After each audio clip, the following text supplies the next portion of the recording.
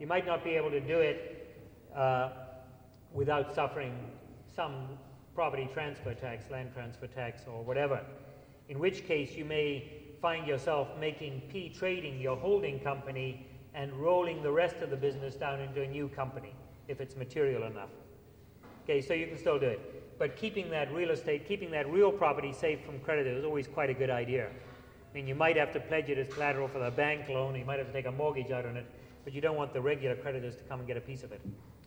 Income splitting and estate freezing, that's beyond the scope of this, but that would be a purpose. I think you can see that if you have this particular example, B, holding shares in P Trading, could not give them to his family members without upsetting A considerably.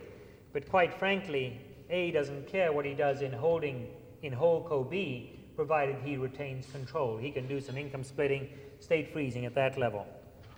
Taking advantage of the $200,000 capital gains rollover, it's amazing how often that is forgotten.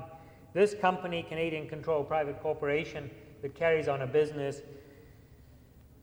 or owns shares in another corporation like that that carries on business or owns debt in that, it qualifies for a tax-free rollover. I think 73.4 for an inter vivos rollover. Definition is in 70.11. I'll leave that for you to look up yourself. Okay, 70 sub 11 of the Income Tax Act tells you what you can get on a tax-free basis. So theoretically, if they were thinking of selling P Trading and somebody didn't care, in fact, even if they did care, B could transfer his shares in Holdco B to his family members on a tax-deferred basis. So the $200,000 of capital gain, if ever, would be taxed, if it ever arose, would be taxed in the hands of his children. He can do that with the holding company. He couldn't really do it with P Trading. Although I did do that with the operating company shares on one occasion. The tax department doesn't like it. They're still looking at it. You can probably do it more easily with the holding company shares where the shares are going to be retained. Reducing capital gain which might arise on death, that's beyond the scope of what I want to talk about here, but it is something you can do. B, for example, could recover the cost of his shares of P Trading out of before personal tax dollars. I think that's a very real one.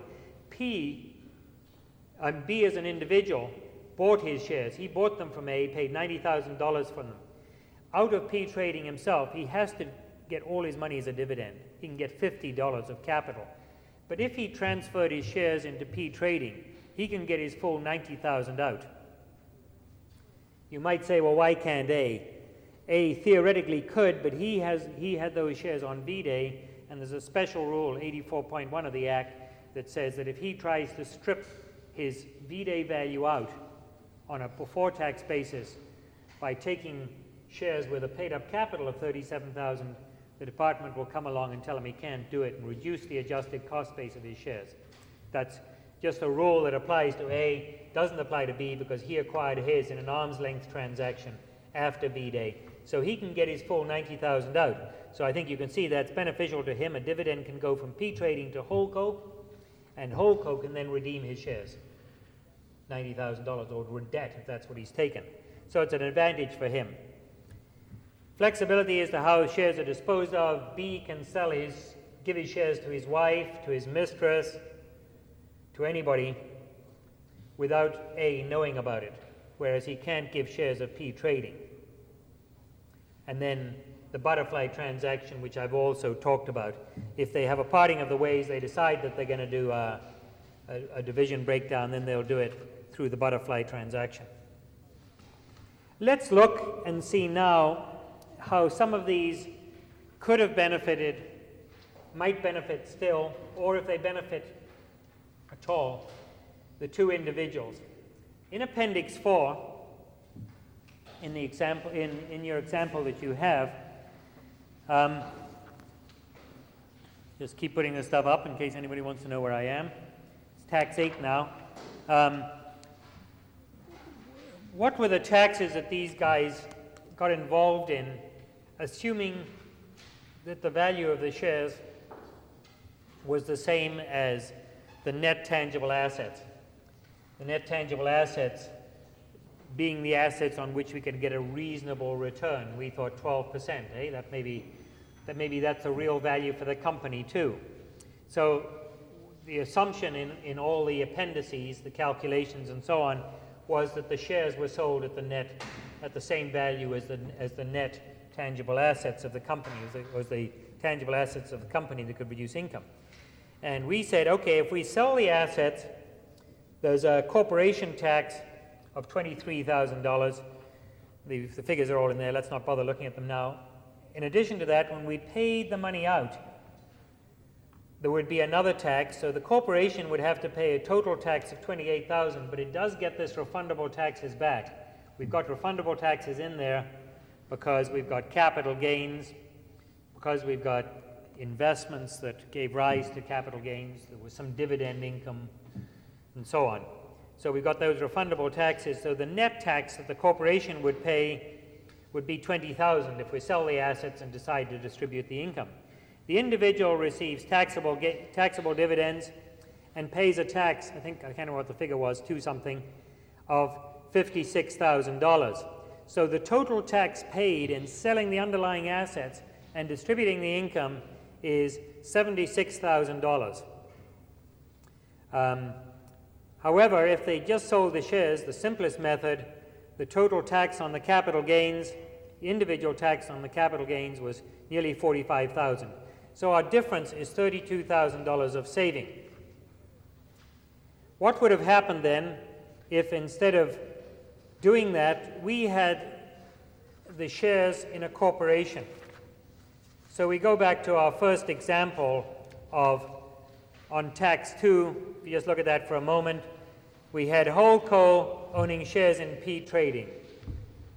Let's say we'd done that transaction and then Holdco had sold the shares. What would have happened?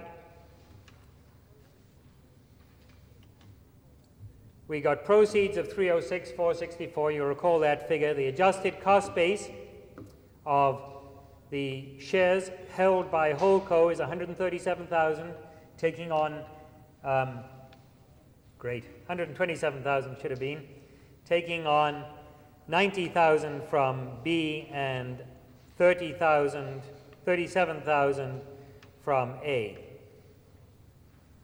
Figure probably works out right, because you usually make a calculation error. Anyway, the taxable capital gain then would be $84,734.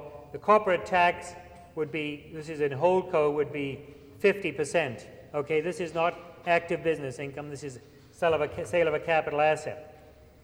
Then we have a net amount available for distribution of $306,464.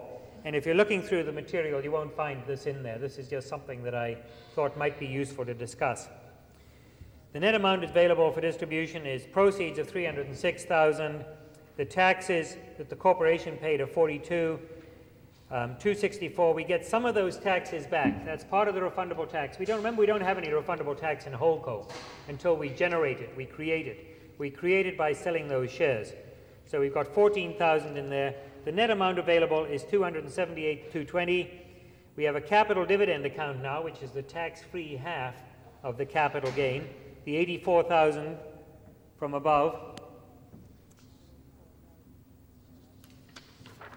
This $84,000 we had up here, half of it's taxed, the other half is tax-free. So we can get that tax-free half out, $84,000. That comes out as a dividend. We get a return of capital to A and B. I mentioned that A had to take a low capital because of this funny problem with 84.1. B can take $90,000, and he presumably would take a different class of shares. It could be a different class of common shares, same rights, but different stated capital of $90,000. So he can get his $90,000 back. A gets his $50 back tax-free. The rest of it comes out as a taxable dividend. And that would result in a tax cost of the top rate of 25%.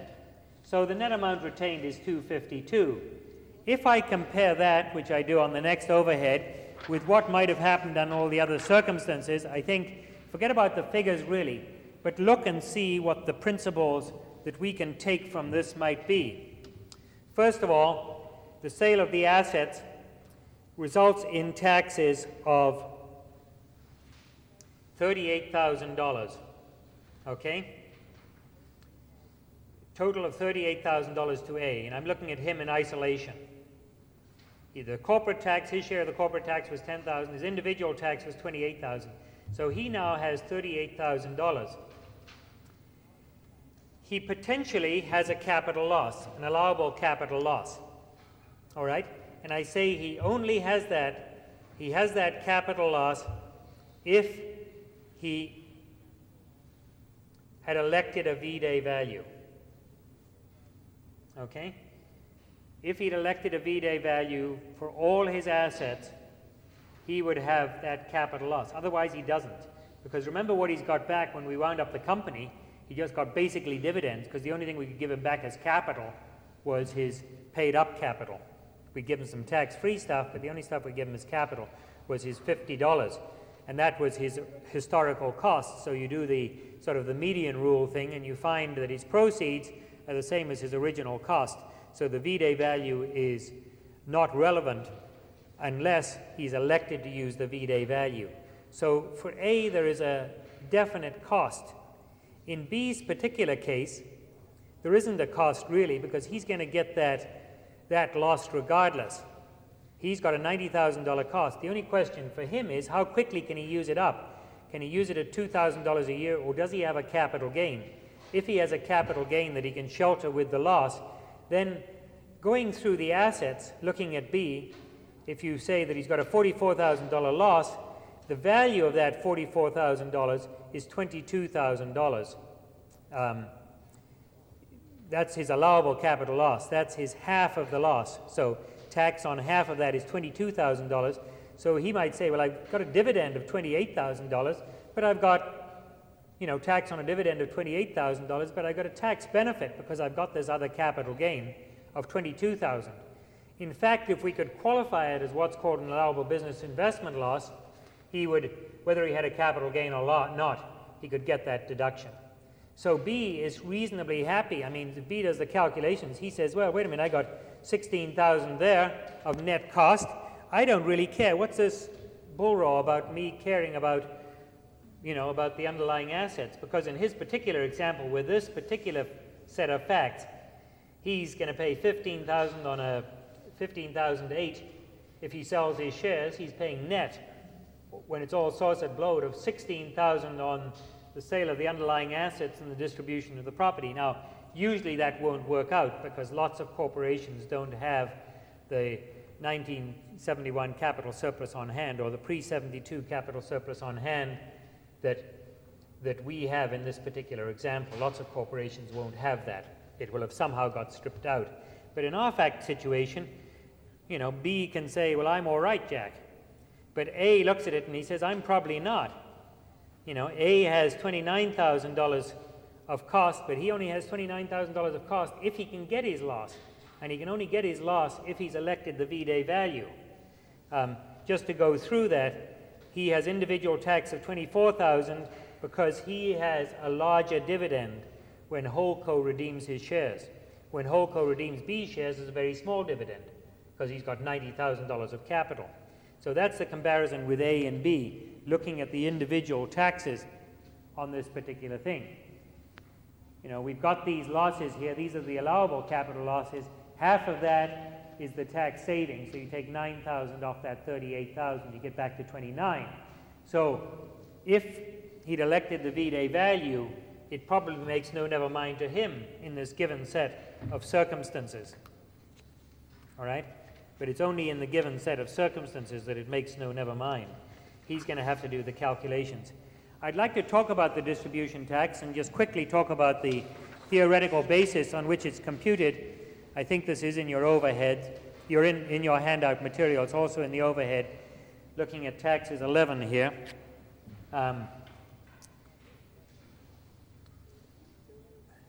If you take, and I think it might be more useful if I can just follow this through. If you take the active business income of a corporation, in theory, this is what was supposed to happen.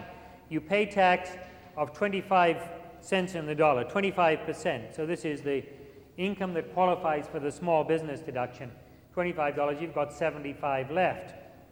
You then pay tax, when you pay that out as a dividend, you pay tax of 12.5% on the dividend, which is on that dividend of 66, the actual dividend paid.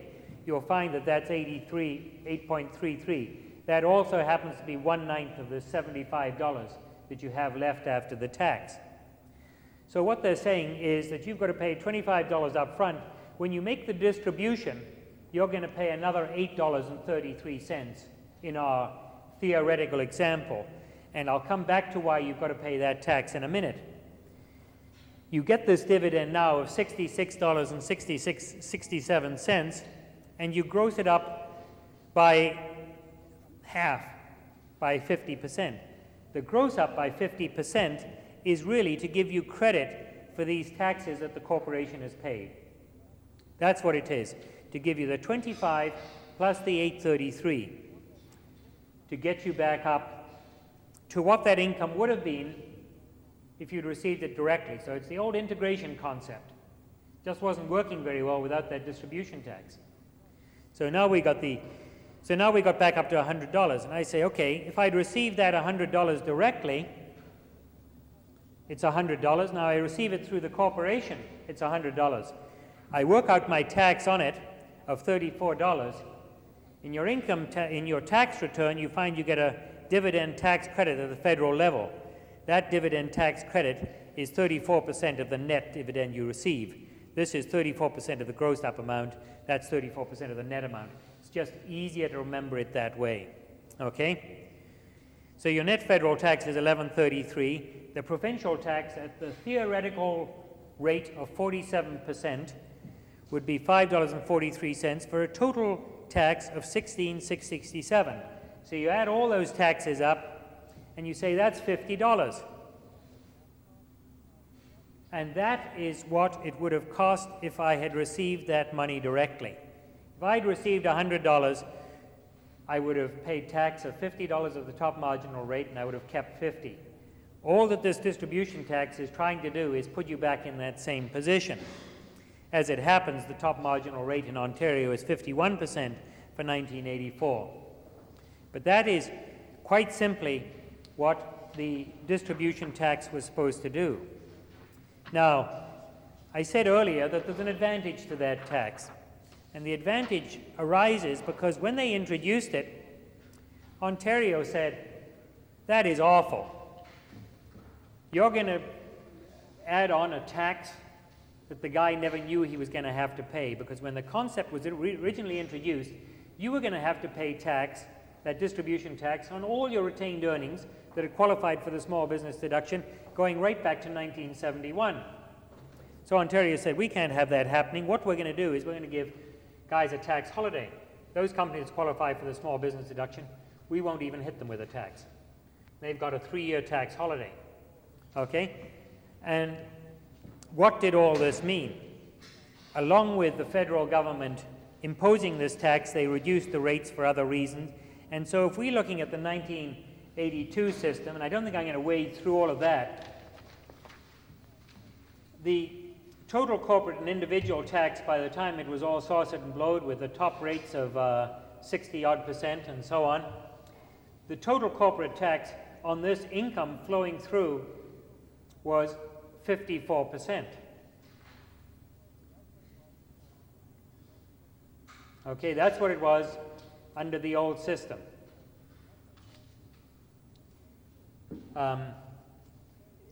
Under the new system, the 84 system in Ontario, and I'm looking at 84 with Ontario, with the tax holiday that it has for corporations. In fact, new corporations being incorporated now, I think, have 3 more years of tax holiday. So no provincial tax. Big incentive to get involved. What happens? What happens in one of those corporations?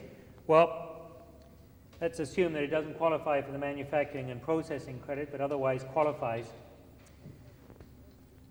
We got $100 of income, no provincial tax, just $15 of tax. Okay, so we've got $85 that we can distribute. Now we have to find out what our distribution tax is. Our distribution tax is limited, and one of the limitations is that it is 1/9 of 75% of the income that qualified for the small business deduction. So 1/9 of 75%, you'll remember from my previous chart, that is 1/9 of $75, not $85. And it's also limited by this dividend. It's still $75 is still less than $76.67. So all we have to pay in the distribution tax is $8.33. That gives a dividend of that amount, a gross up of $38.33. Now, one of the problems with our tax system is that you get a credit if you get a dividend, whether the corporation has paid any taxes or not. It's just the way the system works. So the corporation doesn't have to pay these taxes. So you get a gross up of this $38.33, which is the theoretical tax that the corporation paid, and you know that it has only paid $23.33 of that. There's a $10 credit that you've got in this example that you never paid taxes for. You get that as a credit, then you work through the calculations in the same way as I did before, with a top marginal rate of 34% instead of 43% that we had in the old situation. They reduced that top rate because they theoretically were going to increase the base, and then that increased base got whittled away. You know, your interest is still deductible. It wasn't going to be deductible. Lots of taxable benefits that were going to be taxable benefits are not taxable benefits, and all those things. So they were committed to decreasing the rate, and you get this kind of a funny result, that under the new system, the corporate and individual tax is only 42%, even though we've got this distribution tax in there. So that is a way that that distribution tax can work, and that's why the figures are not very significant in the examples I used in P trading, in distributing those amounts. Now, you'll be pleased to hear that that is the end of figures. The rest of it is principally concepts, and I think all of it relevant to the purchase and sale of a business. I talked about, maybe we can stop there. Does anybody have any problems with any of those tax concepts? Remember, the very important ones are the rollovers. Those are important. There are all kinds, and you would try and fit in under them. There are some that are not so well used. Some of those rollover provisions that are not so well used, like the $200,000 capital gains rollover, or the wind-up and stepping up the base of the underlying assets. Whether it applies or not, you'll have to look at your own situation. But it may do. It's maybe something you can use. What about the butterfly transaction? Can you do, sometimes they're called one-wing butterflies. You don't have to do both and let the middle company go poof. The middle company, P trading in our example, could still stay there. So those are all important things, and when I followed the figures through, all I was doing was extending those to say, does it hurt or does it help? And you're going to have to work out in your own situation whether the tax at the corporate level, either on the assets or at the corporate level on the shares, is important, or whether you just make the straight sale and get out of it. But I think you've got to review those things, or else you might be in a little bit of trouble if somebody gets upset at you. I'd just like to look now at these allowable business investment losses. What are they? They're all defined in 39(1)(c) of the Act. They can only have arisen on transactions after 1977. They're shares of what's called Canadian-controlled private corporations, which is defined inversely as a corporation that isn't controlled by non-residents. So you can have a Canadian-controlled corporation, 50% of the shares of which are owned by a non-resident. There are also corporations that are not listed on prescribed stock exchanges or subsidiaries of those corporations. Those are basically Canadian-controlled private corporations. They don't have to be operating companies. In our case, a trading company is an operating company, so it theoretically could qualify. Also, debts due from those companies, other than debt owned to a corporation by another corporation with which it doesn't deal at arm's length. So if you've got non-arm's length, you can't start saying, oh, we've got an allowable business investment loss now. It may be a capital loss, but it wouldn't be allowable business investment loss. To refresh your memories, allowable business investment loss, half of that loss is deductible from any source of income. It doesn't have to be from capital gains. Allowable capital loss is, well, a capital loss, half of that doesn't qualify as a loss from the sale of an investment, a business investment. That loss is only deductible to the tune of $2,000 per year unless you've got capital gains to deduct it against. So this is quite a useful thing to have. The disposition has to be to an arm's length party. And Revenue Canada, and probably in my view quite correctly, says that where you wind up a corporation, you haven't got a disposition to anybody. You've just got something that goes poof. It's gone. The other way you can get one of these things is where there's a deemed disposition where your corporation is bankrupt. In all my examples where I talked about P trading, we were talking about a wind-up.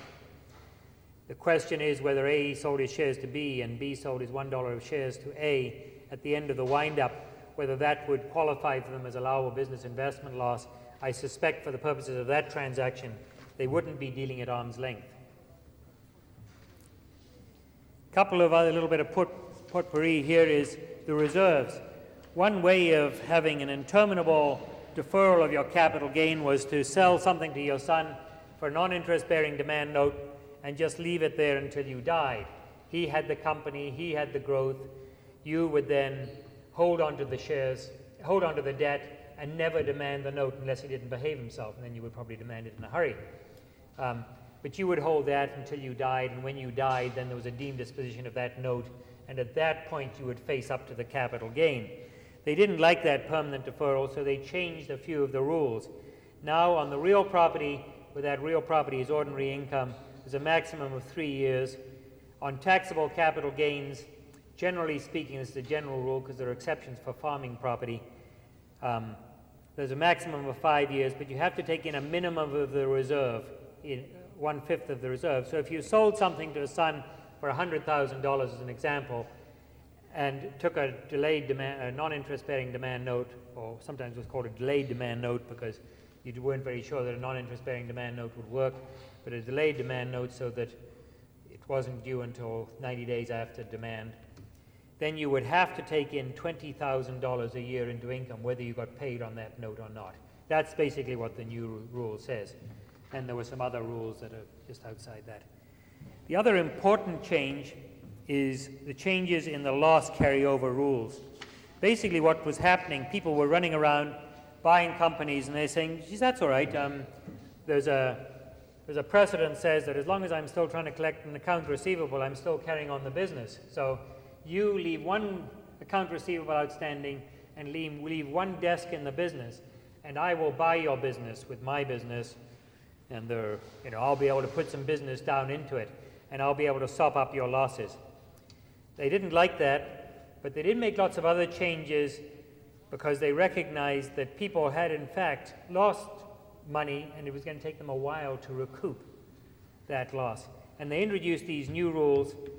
There's the net capital loss. The net capital loss is basically the opposite to the capital gain. You can carry it over. You could always carry it back 1 year and forward indefinitely. From 1984 on, you're going to be able to carry it back 2 years and so on. And that's all set out. I don't think I need to go through that, but there's the 3-year carryback period and the forward indefinitely. Okay? The other thing they did was there's a sort of a discretionary use of losses now. You might use up a loss carryover against capital loss carryover against a capital gain. That would be a little bit dumb to do. So you can use your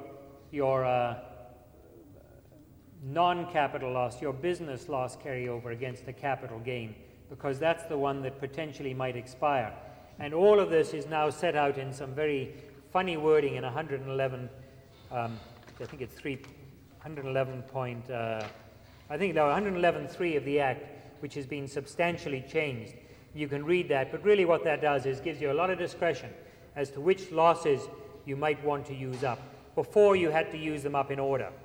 You had to use up your non-capital losses, your business losses first, and you had to use up other losses later on. And this becomes a factor when the rates change. When Ontario gives up its holiday and things like that, you will be wondering which losses should be used.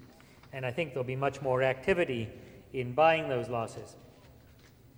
Where there's a change in control, which is what we've talked about, somebody acquiring P trading, if it had losses, there's no carry forward of the prior net capital loss. That's the income loss. There's no carryback of net capital loss of a subsequent year to a year before which you acquired the company. Okay, so now you're worrying about losses that you that are net capital losses, that are losses from dispositions of capital property. They disappear on a change in control, so you can't use them.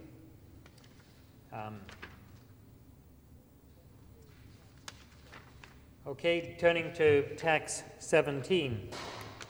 Just really want to make sure that I get into what I regard the more interesting stuff, which I kept to the end. The change of control, the non-capital loss, like the business loss, if we can call it that, becomes restricted. The loss of the preceding the year of control is deductible only if, from the time of change of control and throughout the particular year, the business was carried on for profit or reasonable expectation of profit, and only from income from that business or income from any other business, substantially all of the income of which was derived, I'm going to read this, was derived from the sale, leasing, rental, or development, as the case may be, of similar properties or the rendering of similar services, or taxable capital gains from property owned at the time of the change in control. Basically what they're saying is you can come along now and pick up a company that is in a similar business to yours and say, because it has one receivable and one chair, that it's the same business and you are entitled to those losses. They just don't like that. That's not going to wash. You got to buy a business, it's got to have a reasonable expectation of profit before you can start be merging your business with it. Okay, and you've got to carry on that business, that same business. That's what all of that says in respect of non-capital losses. There are no basic changes in the losses sustained in taxation years after the change of control and carried back to prior control. We've got the same rules. There are transitional rules, though, for where there was change in control pre-1979, pre-1983, April 1983, change in control. That's when these rules were basically changed. And the losses in the year of control that it's changed, those rules, we don't have a big change in that. Let's look and see what we mean by control for this. Lou talked on this. I think we're now coming to all purposes of the Act, looking at the same thing for change in control. If I cut these two the same, you'd know where I was. I'm on tax 19 now. And the Buckerfield's case says that control contemplates the right of control that rests in ownership. Basically, numeric control, the right to appoint the majority of the directors. And that's what I've been talking about, legal control, not de facto control. But this control can be direct or indirect. It can be control of Company A, or it can be control of Company B because Company A owns Company B.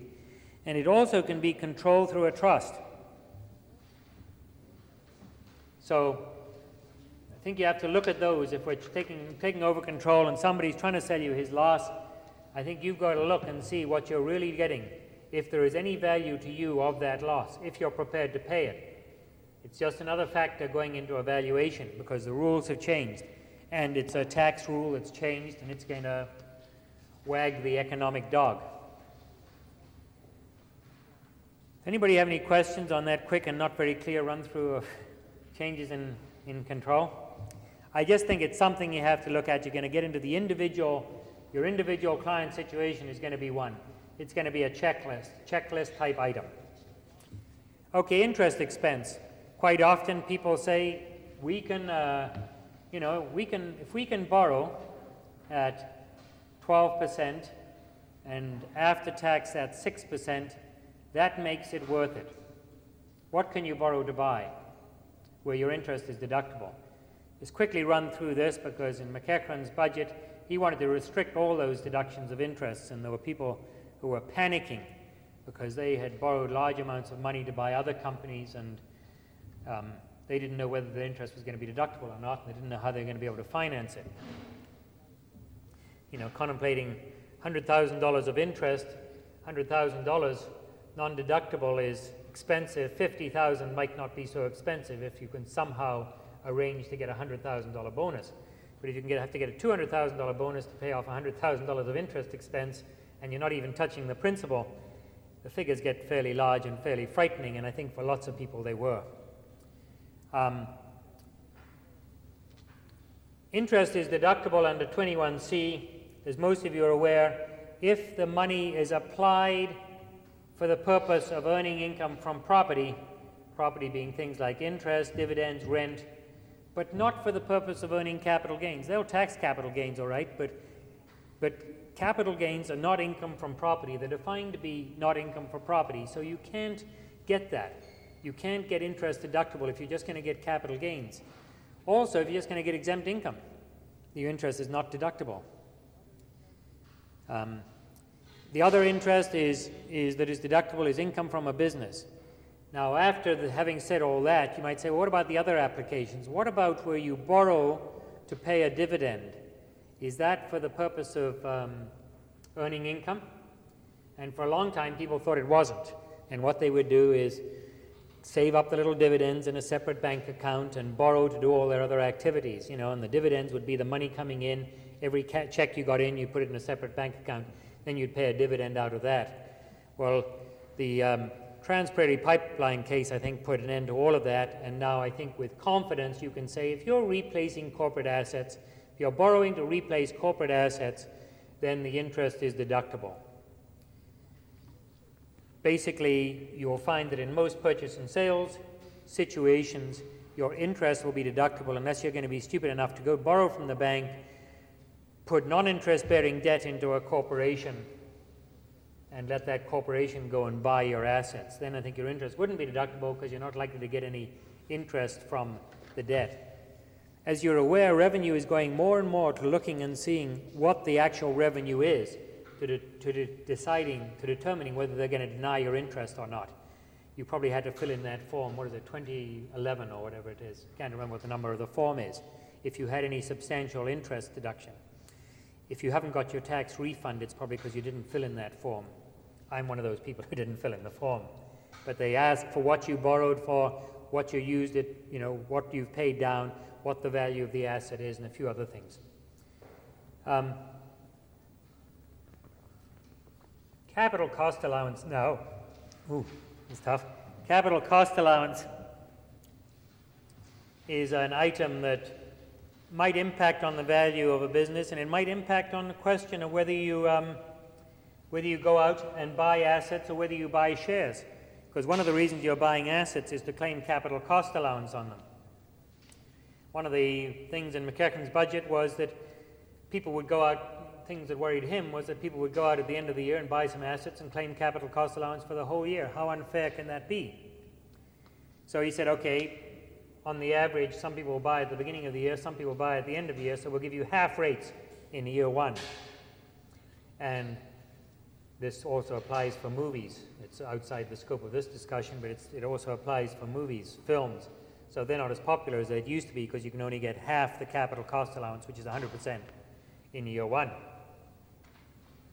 There are certain non-arm's length exceptions to this rule where assets were acquired before November the 13th and then they're passed on in a non-arm's length transaction afterwards, where they're acquired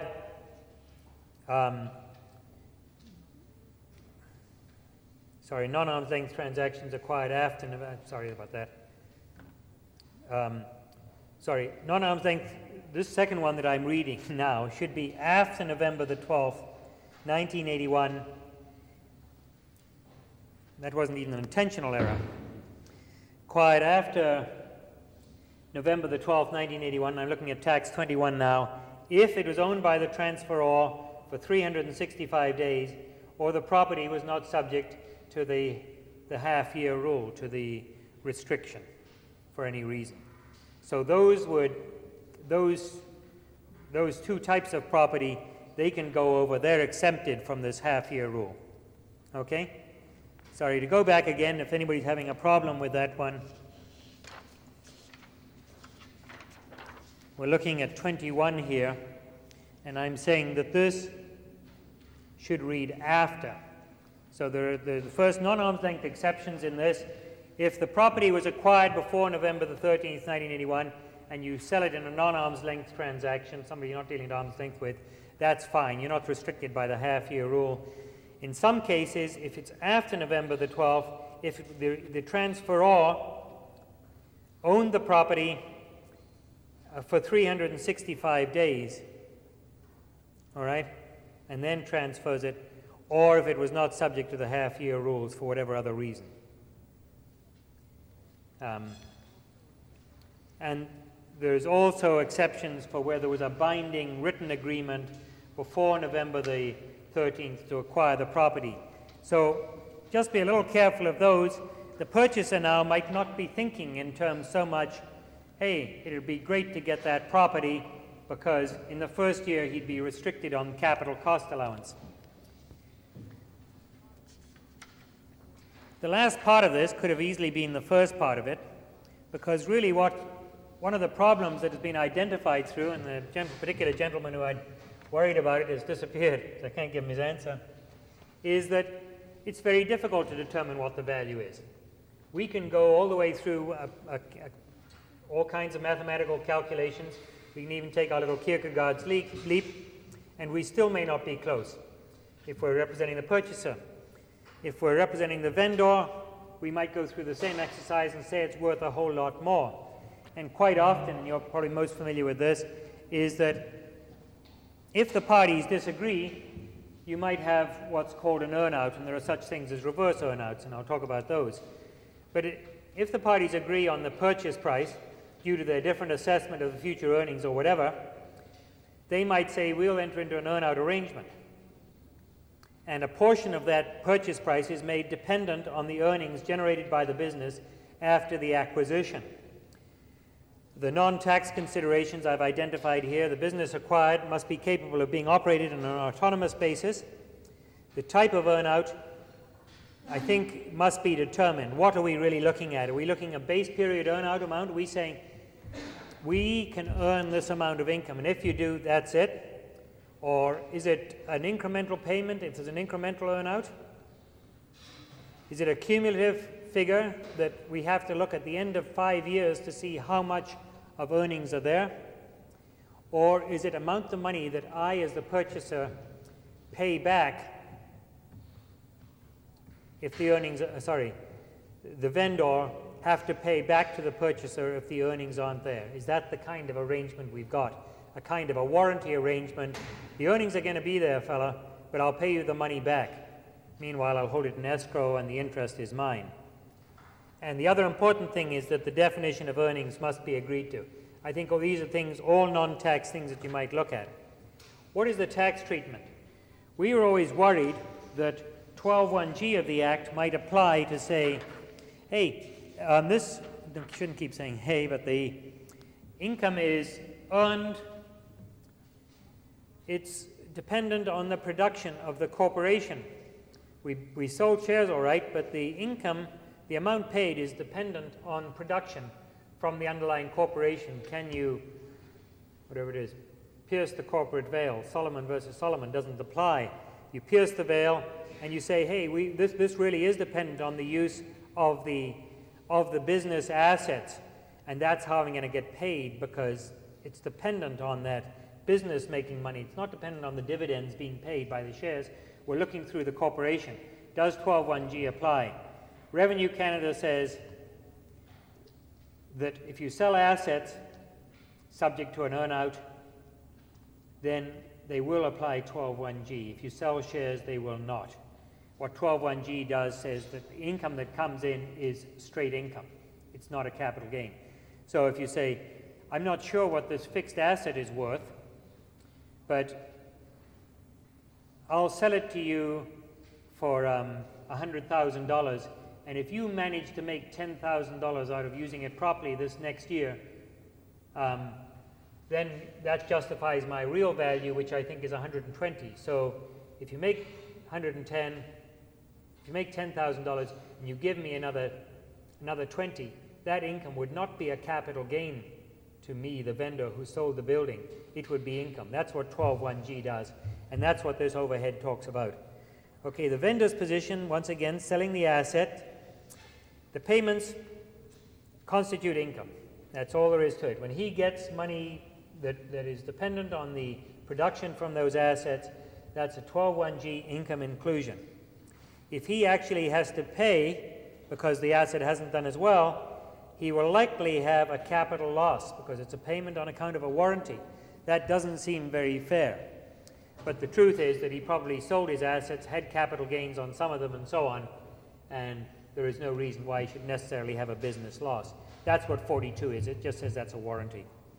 The purchase position, the earnout payments could be eligible capital expenditures like basically goodwill, one half of which can be amortized at 10% on a diminishing basis, not very valuable, or it could be costs to certain assets. He says, if the earnings of this, I'll pay you more for the fixed assets, then they may well be a cost to the fixed asset.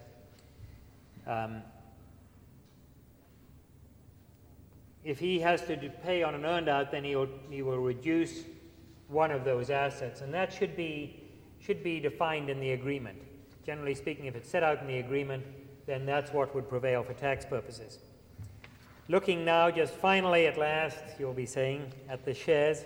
And actually, I'm just getting wound up. Anybody want to stay for another hour?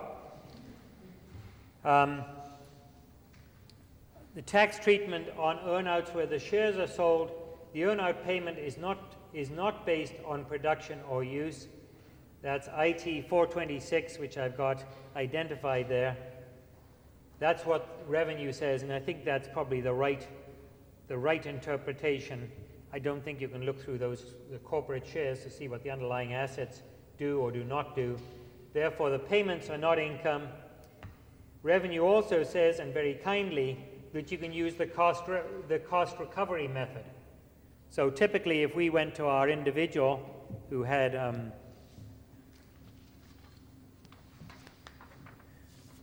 use one of these things, since Lou was kind enough to get them. If you have, use the right pen, that would help. $120,000. Let's say you've got $127,000 of adjusted cost base, which is what we had in our company, and you take as a down payment $60,000. And your future payments are $20,000 a year based on the profitability of the company, if it is profitable. Until you get up to a full $127,000, you've got a disposition, but your disposition is just your proceeds in each case, is just what cash you've received. So until you get to $127,000, you haven't got a capital gain, which is equitable, but surprisingly fair from Revenue Canada, coming from them as it does. Okay, does anybody have any questions with that? So what they're saying is there's no capital gain until you've at least got your cost back. And after that, we'll hit you with a capital gain. I have one other question, that since nobody's answering any of my questions, and this has some relevance, which you'll see in a minute. If 3 hookers from Toronto, Lou was talking about hookers, and 3,909 nuns went to Rome. Who would have the most fun? This has some relevance because all of these things that I've talked about will depend on how you look at it. The purchaser's perspective or the vendor's perspective. Does anybody know the answer? As I say, it depends on how you look at it. Look at it from the other side. You can read that. That says the Pope. Okay, the Pope's coming here. That's the relevance. Just to go back finally to this thing and finish it off, because everybody's a little tired, looking here at the vendor's position, the cost recovery method, I'm sorry, there is a qualification on that in revenue if the duration does not exceed 5 years. So they say you've got to get this thing settled in 5 years, and normally as a practical matter you'd want to do that anyway. And they also require certain information to be provided with the tax return, and you'd be prepared to do that normally. if the value of the company isn't even the $60,000 in my example, and the vendor has to pay something back, then he would get that as an addition to his loss. Okay? The purchaser's position is that earn-out payments are just added to the adjusted cost base, and any amounts received under a reverse earn-out, basically if the company isn't even worth the $60,000, then they would reduce his adjusted cost base. Now that's a lot of talking, a big run-through. I think you might find it useful if you went through some of this stuff on your own. I mean, I'm not saying this material is so great that you should never lose it, but I think it might be a useful checklist of most of the things you would consider in the purchase and sale of a business. Whether it gets you the right value or not, I don't know. But if you can't agree on a value, I would suggest you think of the earn-out and think of structuring it, bearing these last two overheads in mind. Does anybody have any questions on all of that? Anybody like to make any comments? Where's our chairman? Are you going to say anything more, or would you like me to say thank you very much for listening? Thank you especially to you lot who stayed here right to the end. I think that's fantastic. If I'd been down there and I'd been up here, if I'd been down there listening to me, I don't think I would have hung around. So thanks very much.